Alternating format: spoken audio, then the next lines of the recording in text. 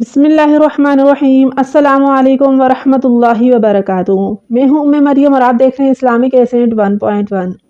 ناظرین کرام، آج کل ہمارے قریباً کپڑوں کے برانڈز اس طرح کے آ رہے ہیں کہ جن میں جانداروں کی تصویریں بنی ہوتی ہیں، اور میری بہنیں پوچھتی ہیں کہ پھر ایسے کپڑوں میں نماز پڑھنے کا حکم کیا ہے؟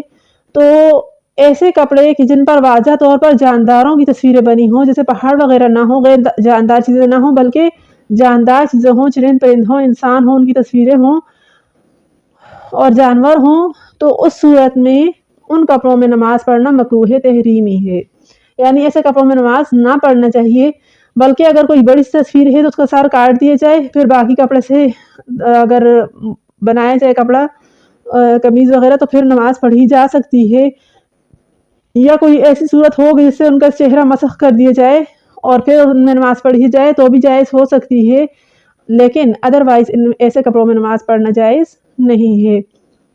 لہٰذا کپڑے لیتے ہوئے انتہائی احتیاط سے کام لیجئے، کیونکہ نماز فرض کا معاملہ ہے، اور اگر ایسے کپڑوں کی وجہ سے نماز نہیں ہوئی تو خدا نخواستہ کل کو بہت بڑا نقصان ایسے مسلمان کے ہاتھ میں آ سکتا ہے۔ اللہ تعالی ہم سب کی حفاظت فرمائیں۔ ویڈیو کو لائک شیئر کرنا نہ بھولیے گا، دعاؤں میں یاد رکھیے گا، اور چینل کو سبسکرائب ضرور سے کر دیجیے گا۔ السلام علیکم۔